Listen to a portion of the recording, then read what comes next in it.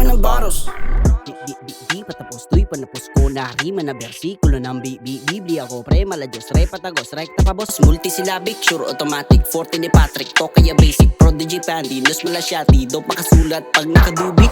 Oo sipat sige sibat sinisinyong ko easy brad kumbat bumibigat bit na bara ko'y napakadeli. Hello and welcome again sa panibago kong tutorial. And ngayon naman let's try to recreate yung vocal chain ni Easy Meal. Alright, so let's get started. I have a track here from Pandinu. Ito yung dry sound with no effects. Poppin ng bottles. Di patapos to'y panapos ko na rima na bersikulo ng Biblia ko pre mala Diyos re patagos rekta pa boss multisyllabic sure automatic forte ni Patrick to kaya basic prodigy Pandinus mala syati do pakasulat pag nakadubi. Oo sipat sige sibat sinisinyong ko easy brad kumbat bumibigat bit na bara ko'y napakadelikat multisabi nga nila parang lune pare grabe kape lang iya mala 60 raw po tayo malamang paano ba di ako wa. Okay, the first plugin is Auto-Tune. My choice of Auto-Tune is itong Brainworks Crispy Tuner ng Plugin Alliance. Pero you can still use naman yung Auto-Tune ng Waves and sa Antares or even yung stock plugin Auto-Tune ng FL Studio if wala kayo netong Crispy Tuner. Di patapos to'y panapos ko na rima na bersikulo ng Biblia ko pre mala Diyos re patagos rekta pa boss multisyllabic sure automatic. Second is let's cut the low end frequency and boost a little bit sa high end.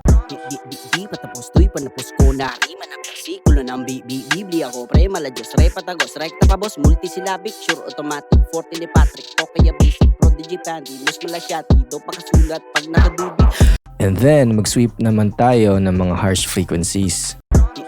Di patapos to'y panapos ko na rima na bersikulo ng Biblia ko pre mala Diyos re patagos rekta pa boss multisyllabic sure automatic forte ni Patrick to kaya basic prodigy Pandinus mala syati do pakasulat pag nakadubi. Oo sipat sige sibat sinisinyong ko easy brad kumbat bumibigat bit na bara ko'y napakadelikat.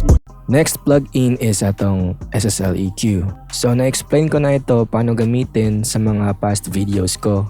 So basically red is for the highs, green is for the mid-range, blue is for the low-medium frequencies, and black is for the low frequencies. Let's just tweak the knobs depending kung anong taste ng EQ ang gusto nyo.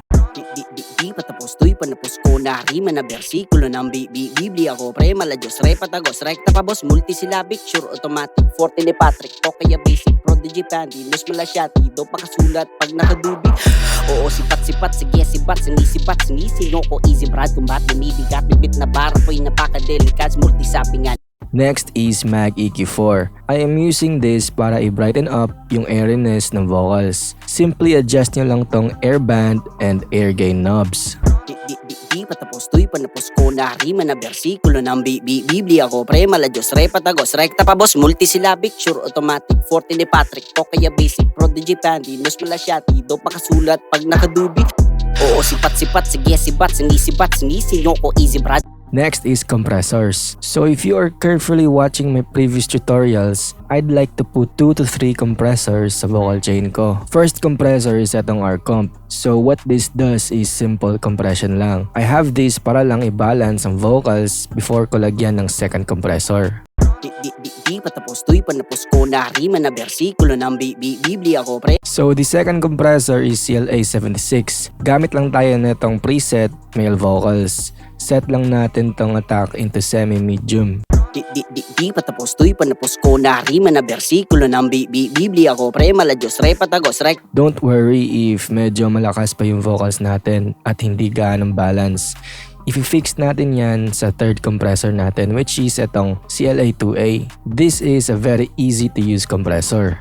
Adjust nyo lang ang peak and gain knobs to your taste. Di patapos to'y panapos ko na rima na bersikulo ng Biblia ko pre mala Diyos re patagos rekta pa boss multisyllabic sure automatic forte ni Patrick to kaya basic prodigy Pandinus mala syati do pakasulat pag nakadubi. Oo sipat sige sibat sinisinyong ko. Next is let's cut the sibilance by adding the esser. Di patapos to'y panapos ko na rima na bersikulo ng Biblia ko pre mala Diyos re patagos rekta pa boss multisyllabic sure automatic 40 ni Patrick o kaya basic prodigy pa. Next in our chain is reverb. So pull up lang tayo ng Valhalla reverb. Let's select and use one of the presets sa plate type reverb. And let's adjust the mix knob and itong low end. Patapos to'y panapos ko na rima na bersikulo ng Biblia ko pre mala Diyos re patagos rekta pa boss multisyllabic sure automatic 40 ni Patrick. Okay, so for the last plugin in our chain is H delay. Set lang natin sa 8th note delay and i-tweak lang natin ang mga knob settings according to the taste. Di patapos to'y panapos ko na rima na bersikulo ng Biblia ko pre mala Diyos re patagos rekta pa boss multisyllabic sure automatic 40 ni Patrick o kaya basic prodigy Pandinu mala shati do pakasulat pag nakadubig. Now let's preview and let's turn on and off yung vocal chain para mas marinig nyo yung changes sa vocals. Di patapos to'y panapos ko na rima na bersikulo ng Biblia ko pre mala Diyos re patagos rekta pa boss multisyllabic sure automatic 40 ni Patrick o kaya basic prodigy Pandinu mala shati do pakasulat pag nakadubig. Oo sipat sige sibat sinisibat sinisino ko easy brad kung ba mibigat bibit na barang po'y napakadelikat multisabi nga nila parang luni pare grabe kape lang hiya mala 60 raw putahay malamang paano ba di ako ang makumpara sa mga magaling pwede pa na makumpara sa mga wakwak sige lumipad-pad saan brad ibahin nyo ko sa lahat kung sinasabing lirikal yung dapat na umangat sige ito na ribat yung sinasabi lang naman ng mga tito sa lahat huwag kang maging pabigat o magyabang kung alam mo naman na wak ka.